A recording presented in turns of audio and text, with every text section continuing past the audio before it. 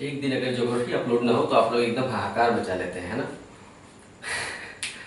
ठीक है, ज्योग्राफी पहले शुरू हुआ है तो पहले ख़त्म भी होना चाहिए, साथ साथ हिस्ट्री भी चलने दीजिए। ज्योग्राफी में डेली बेसिस पर ख़त्म करूँगा, गैप नहीं आएगा ज्योग्राफी में।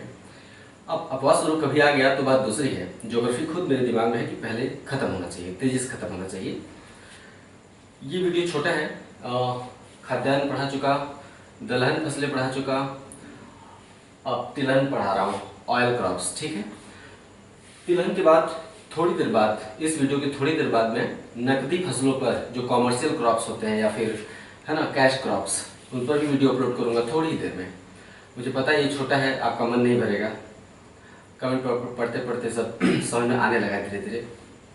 तो चलिए इसे स्टार्ट करते हैं। हाँ, अक्सर कमेंट में मैंने देखा है कि कुछ लोग कहते हैं कि क्या एनसीईआरटी पढ़नी जरूरी है। ये काम की बात है, बताएं, उत्तर देने लायक प्रश्न है इसका। क्या करेंगे एनसीईआरटी पढ़ के आप? मैं एनसीईआरटी पढ़ा हूँ ना। जब मैं एनसीईआरटी पढ़ा हूँ तो आप क्यों पढ़ रहे हैं एनसीईआरटी? मैं कहाँ से पढ़ा रहा हूँ? इसमें एनसीईआरटी की चीज़ें मैं शामिल कर लेता हूँ। ठीक है, आप बस जो पढ़ा रहा हूँ वो पढ़ते जाइए, कोई शक मत रखिए, सब कुछ कंप्लीट हो जाएगा, कुछ नहीं छूटेगा। जो छूटेगा वो क्वेश्चन पेपर में आ जाएगा, जो टेस्ट सीरीज होता है उसमें शामिल हो जाएगा। इवन पिछले सालों में पूछे गए प्रश्न भी उसमें शामिल हो जाएंगे। सब कुछ टेस्ट सीरीज जब भी आता है खूब तसल्ली से और खूब शिद्दत के साथ उसे हल करिए, है ना। थोड़ा स्लो है भी टेस्ट सीरीज, तेज हो जाएगा। हाँ, तिलहन क्या होता है? Oil crops. जिन फलों से या फिर फसलों से तेल निकाला जाता है उन्हें हम तिलहन कहते हैं। जैसे सोयाबीन हो गया, मूंगफली हो गया, है ना, सरसों हो गया, नारियल हो गया, सूरजमुखी, कुसुम। ध्यान रखिएगा, कभी कभी पूछ देता है, आपके ज्ञान का व्यापक परीक्षण हो जाता है कभी कभी। अब चार तो फसल दे दिया, निम्नलिखित में से कौन सी ऑयल क्रॉप है, तिलहन फसल है? अगर बाकी तीन खाद्यान्न है या फिर दाल की फसलें दी हुई है बाकी तीन ऑप्शन में, और एक ऑप्शन में कुसुम है, तो जानकारी होनी चाहिए ना कि कुसुम जो है ऑयल क्रॉप्स है। क्या सभी लोग इस बात को जानते थे? तो जब आप पढ़ाई करते हैं तो अपनी सभी रिसीवर को, दिमाग का जो रिसीवर होता है उसे एकदम तगड़ा रखा करिए कि सवाल किस तरह से बन सकता है। उदाहरण के लिए, ये तो आप जानते हैं कि सोयाबीन, मूंगफली, सरसों से तेल निकलता है, सूरजमुखी से भी तेल निकलता है, कुसुम से भी तेल निकलता है। जानने वाली बात यह भी कि सोयाबीन तिलहन भी है और दलहन भी है, पल्स क्रॉप भी है। जो सोयाबीन होता है उससे दाल भी बनती है और तेल भी निकाला जाता है। ओके, आइए स्टार्ट करते हैं। तो ये है तिलहन फसलें। तिलहन फसलों की खेती हमारे देश में उन्हीं भागों में की जाती है जहां वर्षा कम है और जहां भूमि अनुपजाऊ है, यानी उसमें उपजाऊ क्षमता कम है। ठीक है, और वर्षा वहां बहुत कम होती है। उन्हीं क्षेत्रों में तिलहन फसलें उत्पादित की जाती हैं। ये तो आप रट लेंगे कि सोयाबीन में एमपी प्रथम है, मूंगफली में गुजरात प्रथम है, लेकिन इन बातों पे लोग कम ध्यान देते हैं और ऐसे ही सवाल जब पूछे जाते हैं तो फंसने के चांसेस बहुत ज़्यादा बढ़ जाते हैं। तो जो भी मैं लिखवाता हूँ वो बहुत ही काम का है। तो तिलहन फसल वर्षा की कमी या सूखाग्रस्त क्षेत्रों में उपजाया जाता है। सूखाग्रस्त क्षेत्र है तो ऐसे ही भूमि बहुत कम उपजाऊ होगी। क्यों? क्योंकि उसमें बहुत सारे तत्व नहीं पाए जाते हैं। तो ये पूछा गया सवाल है आईएएस एग्जाम में भी और पीसीएस एग्जाम में भी इसे पूछा गया है, फिर पूछा जाएगा घुमा फिरा कर। नेक्स्ट, अच्छा सवाल ये है कि इसे सूखाग्रस्त क्षेत्रों में क्यों उपजाया जाता है? देश के जो वर्षा वाले क्षेत्र हैं जहाँ भूमि उपजाऊ भी है, वर्षा भी है, वहाँ खाद्यान्न बोए जाते हैं। क्यों? क्योंकि देश के लिए तेल से ज्यादा जरूरी क्या है? खाद्यान्न है। तो इसलिए उपजाऊ क्षेत्रों में खाद्यान्न बोए जाते हैं, जैसे चावल, गेहूं, मक्का, है ना। यही कारण है कि उपजाऊ क्षेत्रों में इसे नहीं बोया जाता है, वहां पे उगा लिया जाता है। दूसरा कारण ये है कि तिलहन वाले फसलों को उतनी सिंचाई की जरूरत नहीं होती है ना।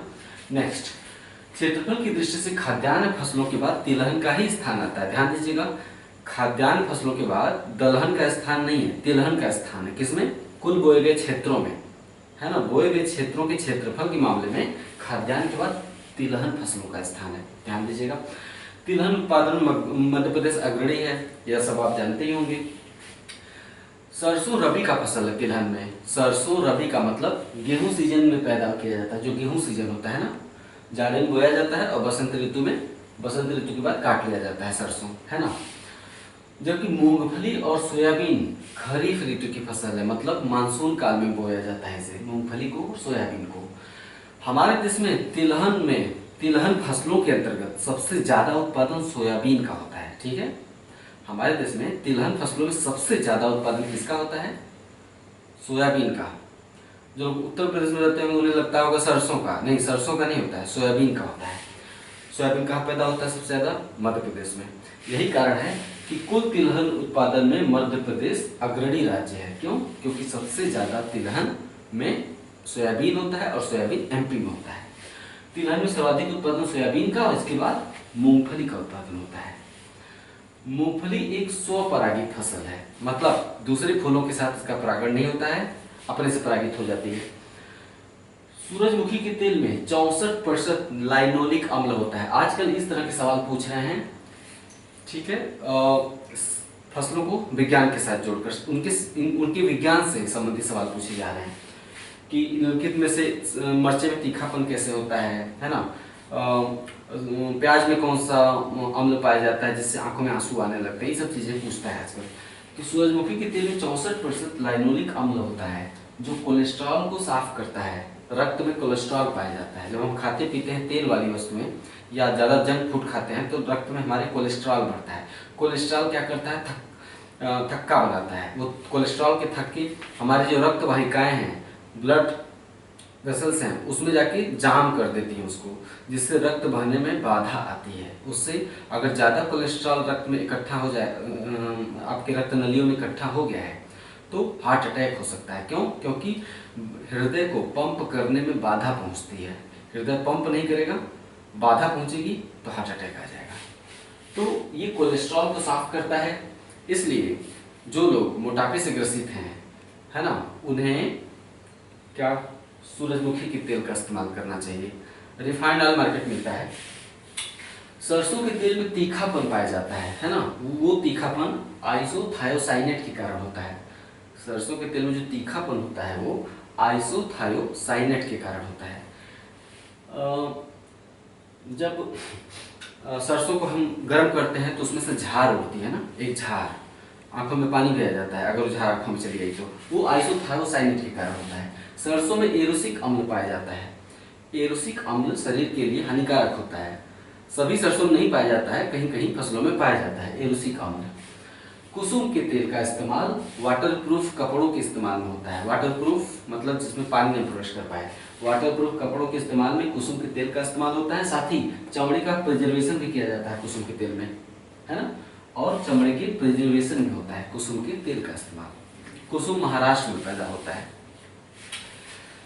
नेक्स्ट, तिलहन उत्पादन में अग्रणी राज्य इस प्रकार है। कुल तिलहन एमपी, सोयाबीन एमपी, मूंगफली गुजरात, सरसों राजस्थान, नारियल तमिलनाडु, कुसुम महाराष्ट्र, है ना। सूरजमुखी कर्नाटक, ये विशेष रूप से ध्यान दीजिएगा, बाकी तो याद हो गया। सूरजमुखी कर्नाटक में पैदा होता है। ठीक है। नेक्स्ट, फसलों में पोषण स्तर। पोषण स्तर मैं खाद्यान्न पढ़ा रहा हूँ, फिर दाल पढ़ाया, अब तिलहन पढ़ा रहा हूँ, तो आइए एक बार एकत्रित कर लें हम पोषण स्तर को कि क्या क्या पोषक तत्व पाए जाते हैं सभी प्रकार के फसलों में। तो चावल में 6% प्रोटीन, 76% कार्बोहाइड्रेट। आमतौर पे मैंने इसलिए बताया इसलिए क्योंकि आमतौर पे लोग समझते हैं कि चावल में प्रोटीन नहीं होता है, चावल केवल कार्बोहाइड्रेट के लिए जाना जाता है, ऐसा नहीं है।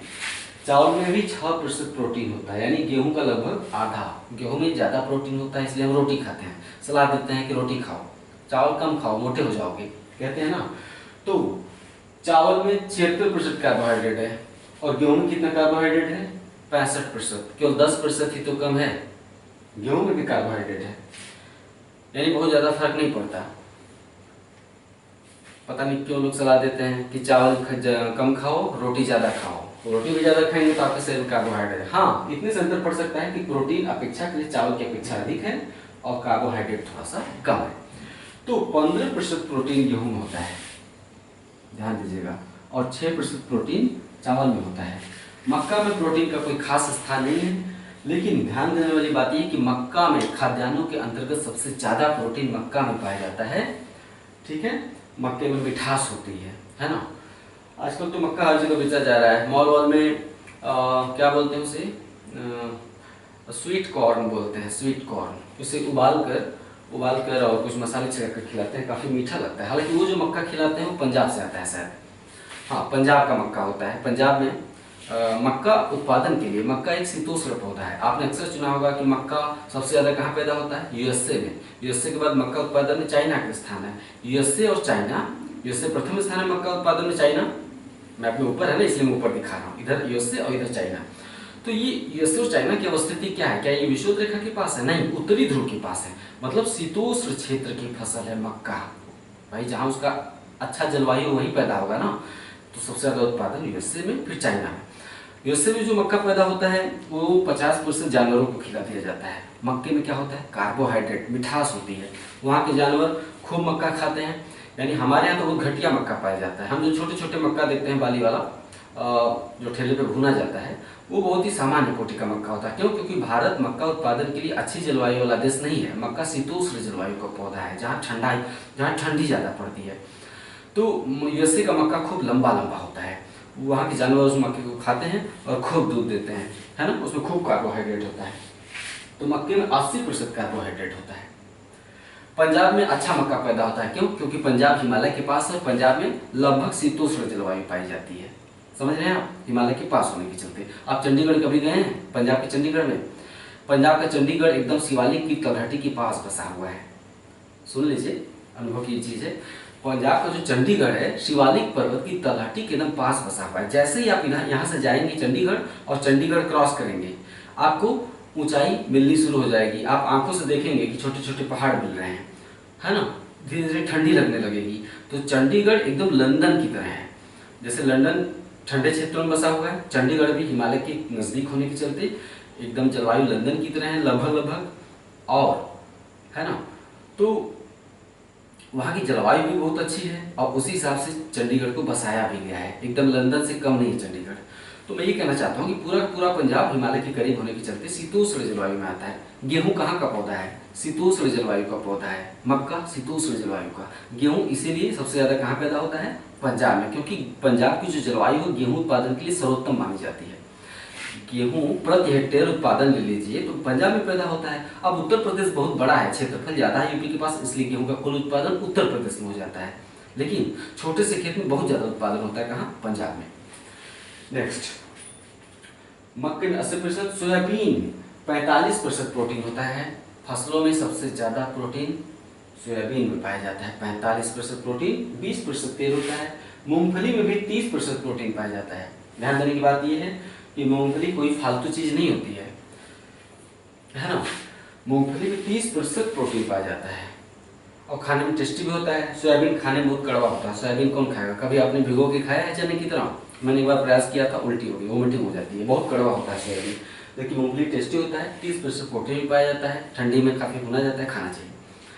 ये हो गया पोषण स्तर की बात। और तिलहन आज खत्म। इस वीडियो की जस्ट बाद यानी आज ही की डेट में नकदी फसल भी मैं अपलोड कर दूंगा। हो हल्ला मचाने की कोई ज़रूरत नहीं है। वैसे आप जितना हो हल्ला मचाते हैं मुझे अच्छा लगता है, उससे पता चलता है कि क्या करना चाहिए मुझे। ठीक है, नमस्कार।